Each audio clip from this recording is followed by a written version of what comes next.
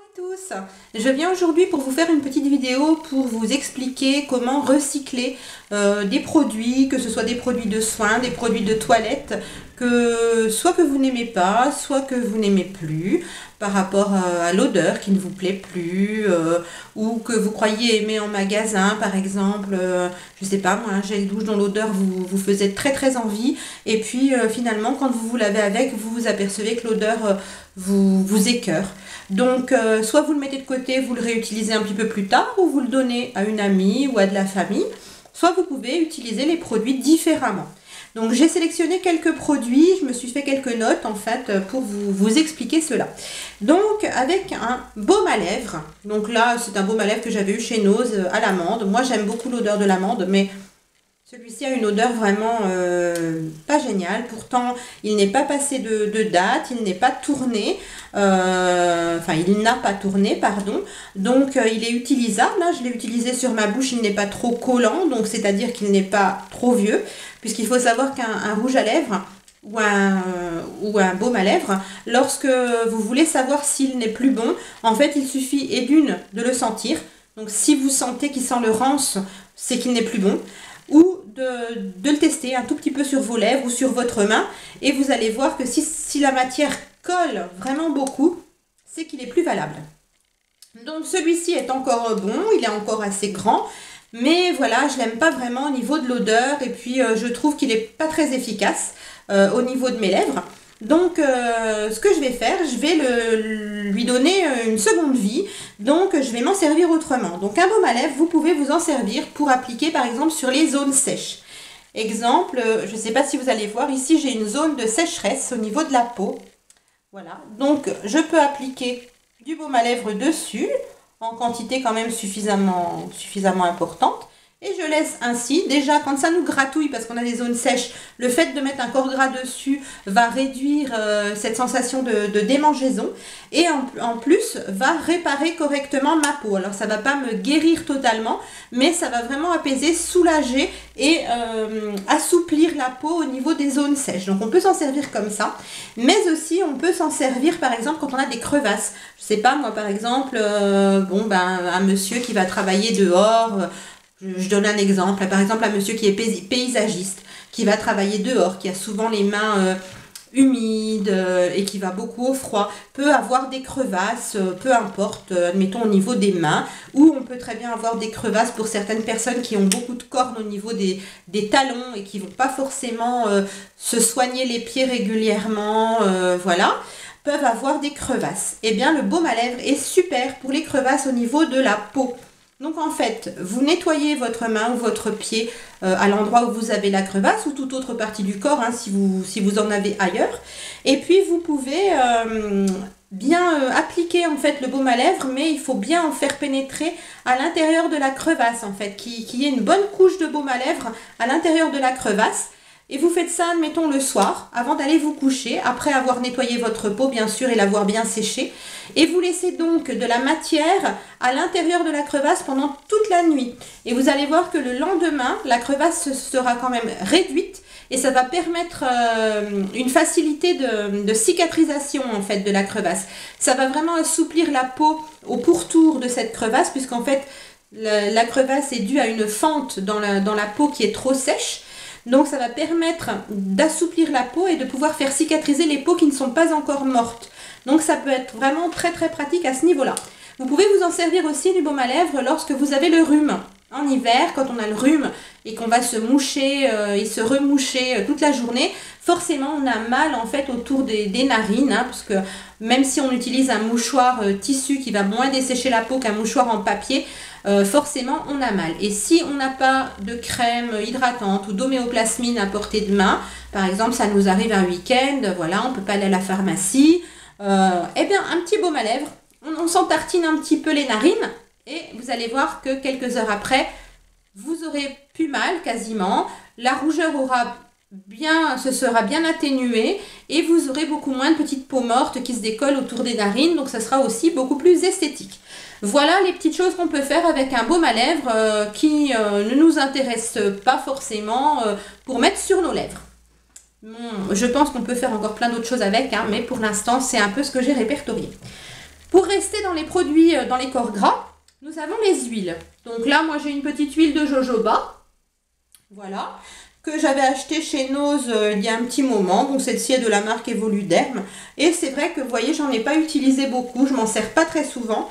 Pourtant, j'ai beaucoup de zones sèches sur le corps. Mais bon, j'aime pas trop l'odeur, en fait. Donc, elle n'a pas tourné, hein. Elle est encore bonne. Par contre, l'odeur de l'huile de jojoba, c'est pas une de mes odeurs préférées. À savoir qu'elle est très efficace, hein, sur la peau sèche. Donc c'est une huile visage, corps et cheveux. Donc voilà, si on ne veut pas l'utiliser sur la peau, on peut faire des bains d'huile pour cheveux, tout ça. Mais ça, c'est son utilisation normale. Après, moi, ce que je fais, cette petite huile, enfin j'en ai plusieurs, hein, c'est pour ça que je n'ai pas encore tout à fait utilisé celle-là. Mais pour pouvoir les utiliser quand l'odeur ne me convient pas, ou quand voilà, on arrive vers l'été, j'ai pas envie qu'elle soit périmée, donc je vais les utiliser autrement. En fait, j'en mets soit dans mon bain, quand je prends un bain, comme ça m'hydrate. Alors j'en mets un petit peu, hein, j'en fais couler un petit peu dans la baignoire.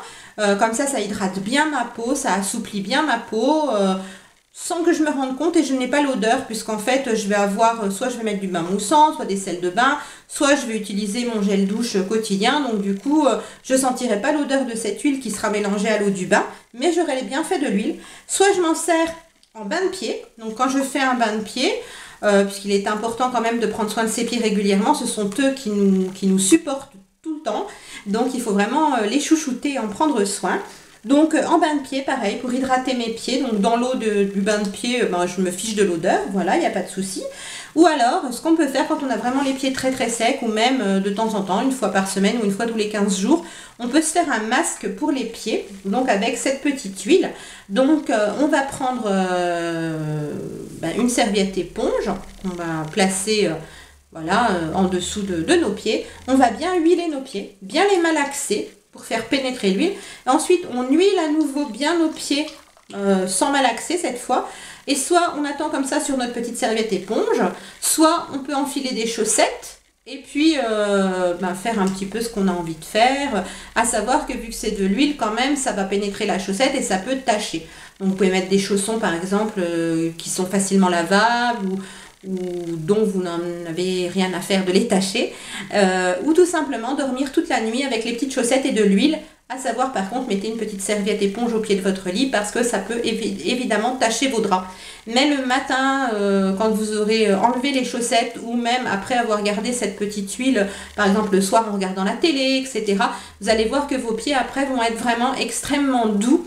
Et ça peut même faciliter après, par exemple, pour passer la pierre ponce, en fait, pour enlever vraiment les petites peaux mortes qui auront été ramollies par cette huile. Ça peut être vraiment très, très, très sympa. Après, moi, ce que je fais aussi, quand vraiment c'est une huile que je veux utiliser rapidement, que voilà, que ça me dérange, je veux vraiment l'utiliser parce que j'ai pas envie qu'elle se perde et j'aime pas son odeur, ou j'aime pas, elle est vraiment beaucoup trop grasse pour moi, etc.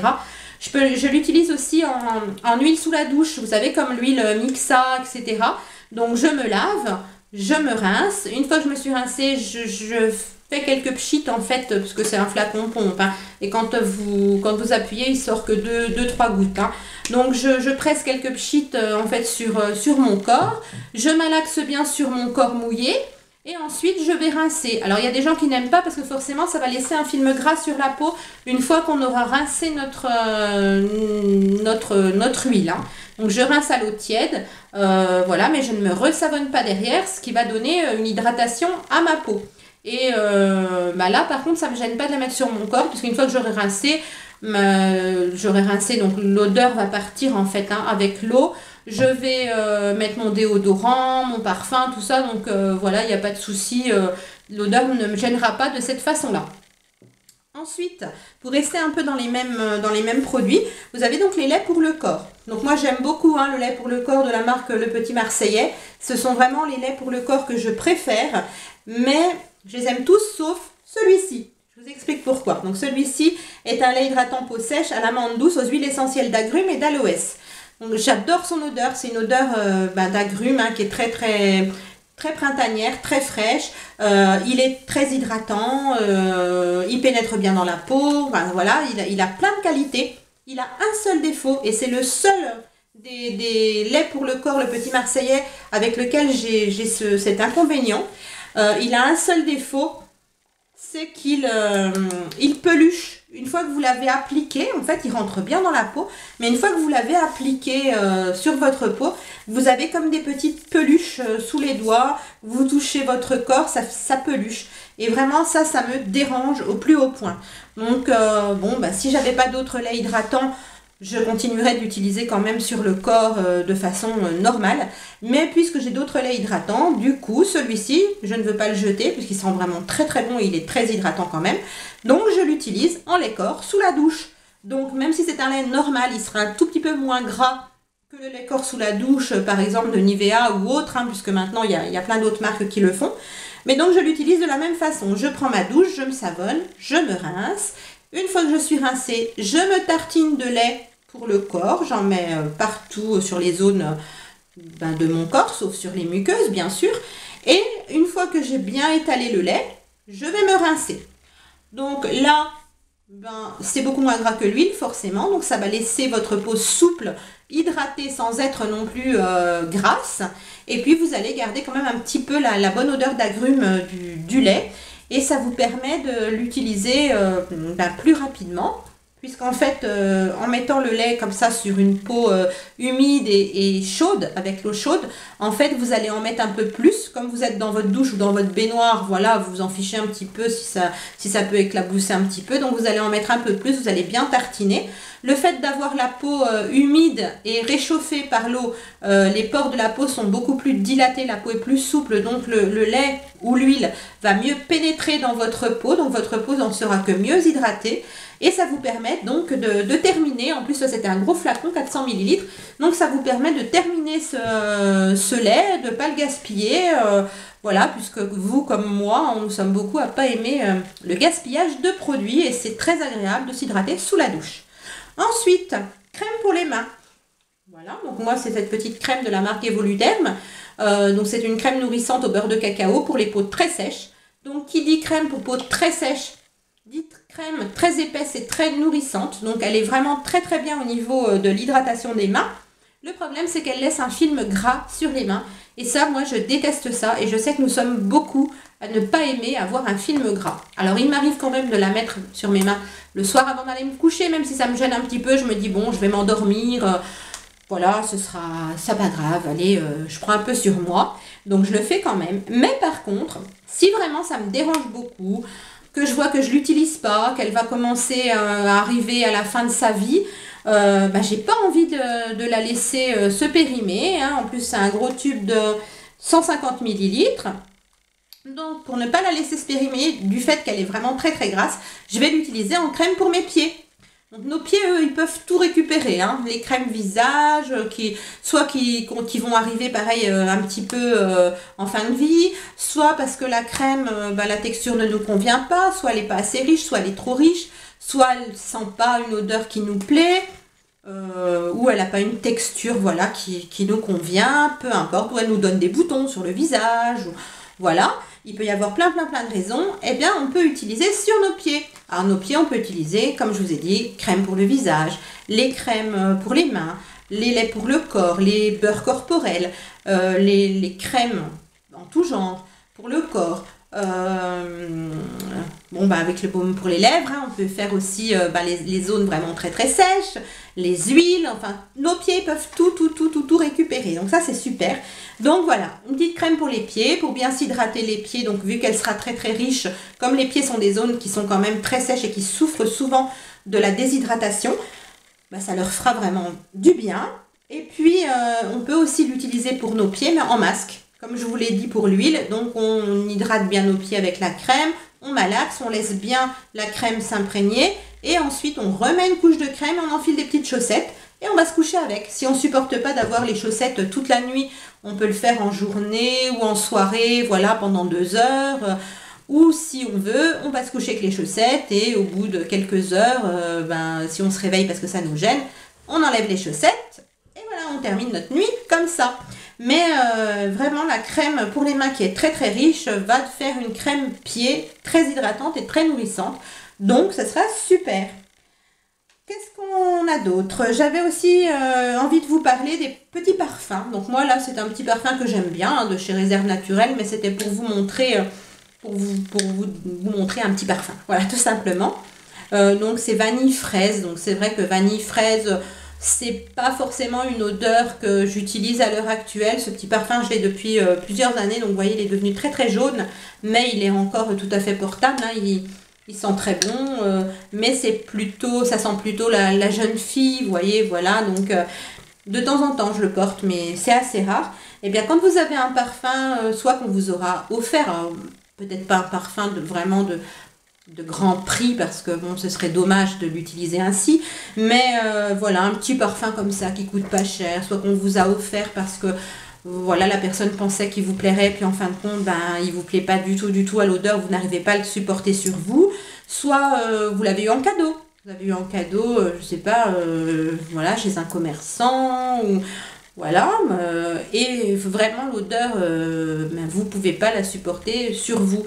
Moi, il arrive qu'il y ait des odeurs que j'aime bien sentir comme ça dans la bouteille, que j'aime bien sentir sur d'autres personnes, mais sur moi, non, ça me représente pas, j'aime pas. Donc, je ne peux pas le porter. Eh bien, ce qu'on va faire, on va l'utiliser en désodorisant pour la maison. Celui-là, par exemple, vanille fraise, super sympa. Alors, ce qu'on va faire, on prend soit une petite gaze, soit un petit coton, comme les cotons démaquillants, par exemple. On en met 2-3 l'un sur l'autre. Et on va imprégner de parfum ces petits cotons ou cette petite gaze. Et moi, ce que je fais, je dépose ça, par exemple, dans mes toilettes, donc dans un petit endroit, voilà, où on ne voit pas, caché derrière quelque chose, ou alors au fond de ma poubelle. Donc, dans ma poubelle, je vais déposer un sopalin, au fond, un papier sopalin. Je vais mettre par-dessus mes petits carrés de ouate ou de gaz avec le parfum dessus. Et puis ensuite, je mets mon sac poubelle et du coup, ben, l'intérieur de ma poubelle est parfumé. Donc, ça ne va pas faire un parfum qui va se dégager dans la cuisine ou dans la pièce dans laquelle est votre poubelle. Mais par contre, ben, ça ne sent pas la poubelle. Voilà, tout simplement. Alors, bien sûr, vous allez me dire, si on change notre poubelle régulièrement, qu'on fait attention, etc., ça ne sentira pas mauvais. Mais bah, ça ne sent pas non plus super bon. Là, à chaque fois que vous allez enlever votre sac poubelle, le changer, vous allez sentir une petite odeur, la petite odeur du parfum que vous avez mis au fond de votre poubelle. Et moi, je trouve que c'est super sympa. On peut en mettre aussi dans les placards où on va garder tout ce qui est produits ménagers. Bien sûr, on ne va pas en mettre avec l'alimentation, hein, mais voilà, les placards à chaussures, enfin tous les endroits comme ça où il peut y avoir des petites odeurs pas toujours très agréables, eh bien on peut mettre un petit coton comme ça avec du parfum.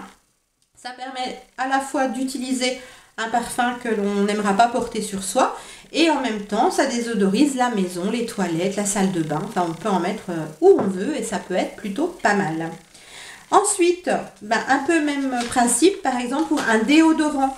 Un déodorant que vous avez acheté, je ne sais pas, moi un exemple, vous étiez parti en week-end, mince, vous avez oublié de prendre votre déodorant avec vous, vous êtes dans un petit village, il n'y a qu'une petite épicerie, ben, vous allez vous dépanner, vous prenez le premier ou peut-être le seul déodorant qu'il y aura dans cette épicerie. Et malheureusement, ben, il ne vous convient pas au niveau de l'odeur, ou peut-être il y a de l'alcool dedans et vous ne supportez pas l'alcool, etc., etc. Donc là, je parle des déodorants en bombe, hein, en aérosol. Eh bien, tant pis pour vous pour ce week-end-là, vous l'utiliserez quand même. Mais puisqu'il ne vous convient pas et que vous ne trouvez pas à le donner voilà, à quelqu'un ou quoi, vous pouvez tout à fait l'utiliser en désodorisant pour la maison.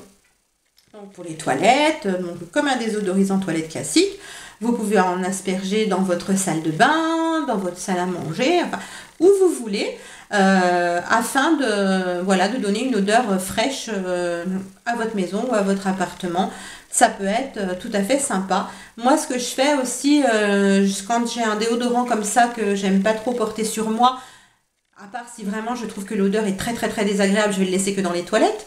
Mais si voilà, j'aime pas le porter sur moi, mais par exemple je trouve pas non plus qu'il pue à 100%, J'aime bien en mettre de temps en temps un petit peu sur mon canapé. En fait, j'ai une couverture.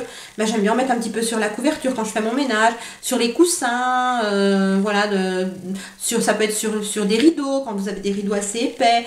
Voilà, et ça fait un peu un parfum d'ambiance et ça va garder une petite fraîcheur, un petit côté ouais, frais, propre dans la maison. Donc ça peut être sympa et ça permet. Donc ça permet en fait de garder la maison fraîche, voilà, tout simplement. Ce qu'on peut faire aussi quand on a un gommage pour le visage ou pour le corps, mais plutôt pour le corps, hein, qui ne nous convient pas, on n'aime pas les grains, on n'aime pas l'odeur, on n'aime pas la texture, et bien toujours pareil, on peut faire un petit gommage pour nos pieds avec. Donc c'est bien de faire un gommage des pieds de temps en temps, tout comme un gommage des mains aussi de temps en temps pour enlever les peaux mortes et ça va faciliter en fait le passage de la pierre ponce, de la petite râpe en fait pour enlever vraiment les peaux mortes donc avant d'hydrater ses pieds. Donc, ça peut être super sympa. Ce qu'on peut faire aussi, maintenant on va parler de dentifrice. Donc vous savez toutes que les dentifrices peuvent être utiles lorsque l'on a des boutons. Donc on peut assécher un bouton avec du dentifrice. Bien sûr c'est pas recommandé quand on a de l'acné de s'en tartiner sur toute la figure. Là non. Déjà ça peut vous brûler et puis c'est pas du tout le même type de bouton qu'un bouton qui va apparaître par exemple en période de règles, etc. Donc là, quand vous avez un ou deux petits boutons comme ça, vous pouvez un petit peu mettre du dentifrice dessus le soir avant d'aller au lit. Et le lendemain matin, quand vous lavez le visage, vous allez voir que votre bouton, il se sera aplati, qu'il aura séché. Donc voilà. Mais on peut faire aussi autre chose avec du dentifrice. Donc là, ce n'est pas au niveau de la beauté, à proprement dit, c'est à propos de la beauté de nos voitures. Donc ça va peut-être intéresser plus les messieurs. Mais en fait, depuis quelques années maintenant, il existe des voitures qui possèdent des phares en plastique. Donc ce ne sont plus les paraboles de phares ne sont plus en verre, mais en plastique. Donc avec le temps, les intempéries, le soleil, etc., les années tout simplement, ces globes en plastique en fait ternissent, deviennent opaques. Donc il existe une petite méthode pour les nettoyer. Vous prenez du dentifrice sur un chiffon doux et vous allez frotter en faisant des petits cercles donc la surface de vos phares. Voilà, tout simplement. Après vous rincez bien, vous séchez bien et vous allez voir que vos phares en plastique vont redevenir tout à fait transparents comme du cristal. Donc c'est une petite astuce de garagiste, hein, voilà, mais voilà, qui peut être sympa. Donc c'est vrai qu'elle n'a pas grand chose à faire sur ma chaîne, mais bon voilà, j'aime bien tout partager avec vous, donc ça aussi, il n'y a pas de souci. Et puis pour terminer, je vais tout simplement vous donner un ou deux petits conseils au niveau des produits pour savoir si un produit est encore bon ou pas. Donc bien évidemment, vous allez me dire, les produits ont une date de conservation. Il y a aussi des petits logos comme celui-ci qui nous montre en fait combien de temps le produit est valable après ouverture, etc. etc. Mais ça ne fonctionne pas toujours à 100%. Par exemple, vous pouvez avoir un produit qui est valable pendant 12 mois et puis vous, au bout de 9-10 mois, vous avez l'impression que le produit colle ou qu'il sent plus très bon, etc. Donc ça veut dire que le produit il est fichu. Donc il faut bien faire attention en fait pour n'importe quel produit, que ce soit un produit lèvres, un produit corps, un produit visage, n'importe quel produit, faites toujours attention à sa couleur, son odeur et sa texture. Si la couleur a changé, ça peut vous alerter. Donc là, vous allez sentir le produit. Si le produit sent bon, que la texture, quand vous le prenez dans vos doigts, n'a pas changé, il n'y a pas normalement de graves problèmes au niveau de la couleur, à part si le produit est devenu tout vert, voilà, qu'il a une couleur de moisi. Là, c'est peut-être un petit peu dérangeant. Par contre, je parle des produits, par exemple, qui contiennent de l'alcool, comme les parfums. Ils peuvent être très transparents au départ et puis devenir jaunes au bout de quelques années. Les produits où il y a de l'alcool, c'est pas gênant, en fait. Qu'ils deviennent jaunes, c'est pas un souci. Par contre, tout ce qui va être crème hydratante, que ce soit visage, corps, mains, pieds, peu importe. Si la crème était blanche à l'origine et qu'elle devient jaune, là, c'est pas bon signe. Ensuite, vous avez l'odeur. Donc, si les produits qui sont quand même souvent des corps gras sentent le rance, là, c'est pareil, moi, j'utilise plus. À partir du moment où ça sent le rance, c'est que la crème aura tourné un petit peu. vaut mieux ne pas utiliser. Et puis, si la texture change, c'est-à-dire si un baume à lèvres devient collant ou un rouge à lèvres devient collant, vraiment vous l'appliquez comme ça et clac, clac, clac, ça colle énormément. Bon, ben voilà, à ne plus utiliser. Si une crème devient granuleuse, pareil, ne l'utilisez plus. Ou si la crème en fait est épaisse sur le fond et qu'elle fait une pellicule presque liquide au-dessus.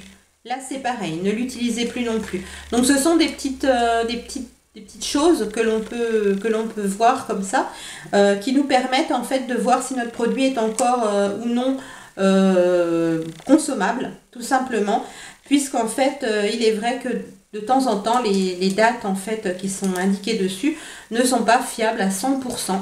Vous avez des produits, voilà, que vous allez pouvoir utiliser au-delà de ces dates, et d'autres que vous ne pourrez pas utiliser jusqu'à la date prévue. Donc voilà, fiez-vous toujours à votre instinct, aux odeurs, aux couleurs, aux textures, et vous verrez que certains produits que vous n'utiliserez plus parce que vous vous direz voilà, j'ai un doute, donc il vaut mieux ne plus l'utiliser. Excusez-moi, je m'étouffe. Donc voilà pour cette petite vidéo recyclage de produits pour éviter de les jeter. Bon, malheureusement, quand ils sont morts, hein, faut les jeter. Mais quand on peut, voilà, recycler pour éviter en fait de jeter à tort certains produits et de gaspiller, c'est plutôt pas mal. Donc, si vous avez des petites astuces comme ça de certains produits à me donner pour leur donner une nouvelle vie, etc., je suis tout à fait preneuse. Donc, n'hésitez pas à me laisser des commentaires, voilà, à me donner vos avis, etc. Ça me fait toujours très, très plaisir de vous répondre. Et puis, en attendant, je vous souhaite une très, très bonne fin de soirée et je vous dis à très, très bientôt. Au revoir!